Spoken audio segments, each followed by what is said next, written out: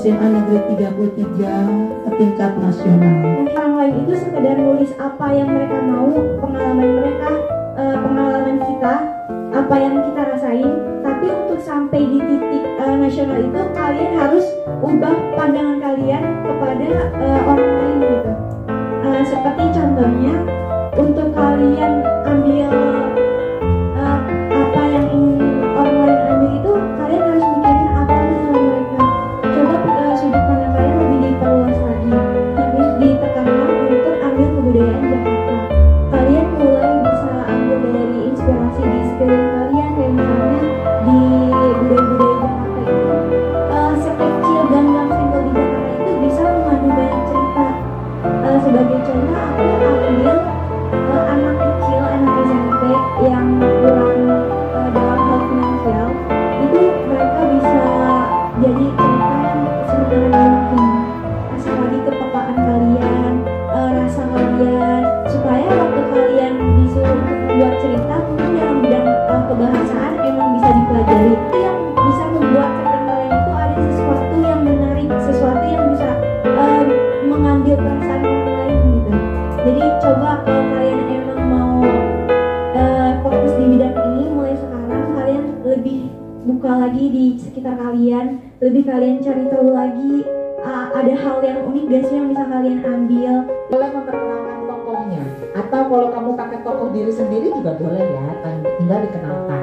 Nih misalnya, halo, namaku Paloma. Konon namaku ini adalah nama penuh cinta yang diberikan papa dan mama. Ini adalah hal natural yang ada di sekeliling kita. Kita seyogyanya mendengar bunyi setiap hari. Di sini aja kamu pasti dengarnya ada suara AC, selain suara saya ya teman-teman.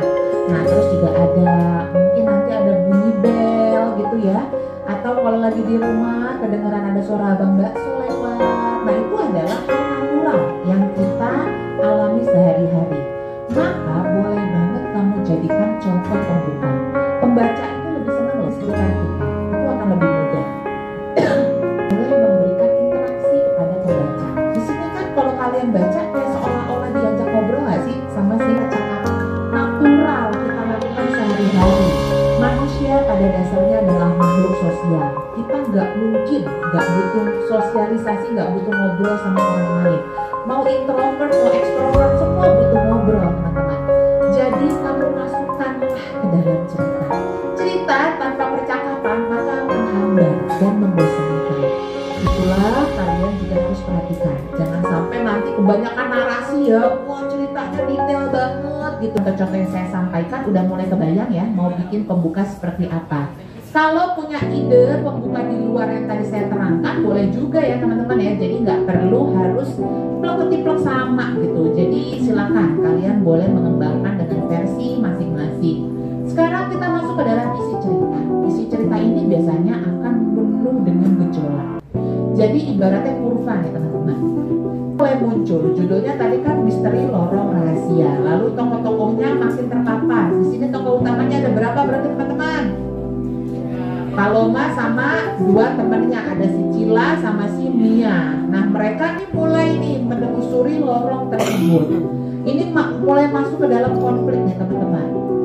Nah di dalam nanti isi cerita itu, lalu mereka misalnya jangan-jangan terjebak gitu ya, mereka bisa keluar atau tidak. Nah itulah bagian dari isi cerita.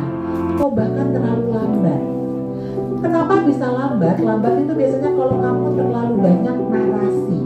Jadi banyak sekali detailnya yang kamu ceritakan di dalam paragraf. Itu akan membuat alur ceritamu jadi lambat. Maka dari itu perhatikanlah komposisi narasi dan paragraf dan percakapan. Jangan sampai nanti kebanyakan narasi atau bahkan kebanyakan percakapan. Nanti malah jadi teks drama teman-teman kalau banyak percakapan. Jadi kalian harus bisa coba membuat beda gitu ketika kita memasukkan percakapan di dalam sebuah cerita. Fokuslah ke permasalahan kita. Tadi saya bilang penutup itu haruslah menjawab dari konflik atau isi cerita kita. Ini konfliknya adalah bagaimana si tiga sahabat ini berpetualang di dalam lorong rahasia dan mereka menemukan banyak obstacle pasti atau banyak kesulitan gitu ya, banyak tantangan. Nah, bisakah mereka menaklukkan tantangan tersebut, itu yang akan kita tampilkan di dalam penutup. Tadi Kayla ya sempat bilang, aku belum tahu Kak mau pakai happy ending atau bad ending, sad ending seperti itu. Penutup itu boleh kalian pilih mau happy ending ke publik. Tapi kita ini kan bikin cerpen ya teman-teman. Jadi berbeda dengan cerbung. Biasanya kalau yang open seperti itu mungkin lebih ke cerbung ya. Jadi biasanya udah lebih panjang, terus nanti mungkin bisa. Kalau saya sih tidak menyarankan dulu membuat open penutup yang dikembalikan kepada pembaca gitu loh. Untuk kita pertama kali membuat cerpen. Jadi pilihlah 3. Pertama itu membuat penutup dengan happy, sad, atau dengan plot twist. Plot twist itu adalah penutup yang tidak terduga. Kita coba pilih beberapa alternatif petualang yang bisa keluar itu cuma si Cila sama Paloma. Mia ketinggalan di dalam lorong.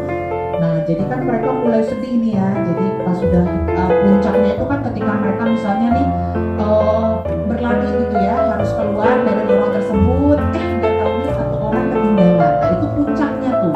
Di sini udah mulai melandai. Penutup itu biasanya udah mulai intensnya berkurang teman-teman. Jadi udah mulai agak surut, nggak sepanas ketika puncak konflik. Dan disinilah kita coba menjelaskan apa sebenarnya yang terjadi. Sudah 2 hari setelah kami keluar dari petualangan di World of Mystery, namun Mia belum juga ditemukan. Aku dan Cila berpelukan sambil menangis. Kami merasa bersalah karena Mia bisa-bisanya tertinggal ketika kami berlari menuju pintu keluar. Ada perasaan buruk, bagaimana kalau Mia nggak bisa keluar? Apa yang harus kami lakukan? Air mataku kembali menetes. Jadi di sini mulai nih apa itu, ada suara ketukan dari pintu yang lain. Kami bergegas ke pintu tersebut dan berusaha menarik sekuat tenaga. Ya Allah, itu Mia. Mia berhasil keluar dari lorong tersebut. Kami berpelukan bahagia dan penuh haru. Mia janji akan cerita tentang apa yang terjadi. Tapi biarlah itu nanti. Sekarang kami mau fokus kangen-kangenan dulu. Berarti ini happy ending kah teman-teman? Apa? Gak taunya udah keluar dulu. Oke, atau plot twist yang paling sering itu adalah mimpi. Gak taunya semua ini adalah mimpi. Nah, itu tuh jenis plot twist yang sering banget digunakan. Bisa juga tahu-tahu si Mia malah muncul ya di belakang mereka gitu lah. Kalian ngapain gitu, orang dia keluar dari pintu yang lain gitu misalnya. Jadi kita bisa bikin hal-hal seperti itu menjadi penutup.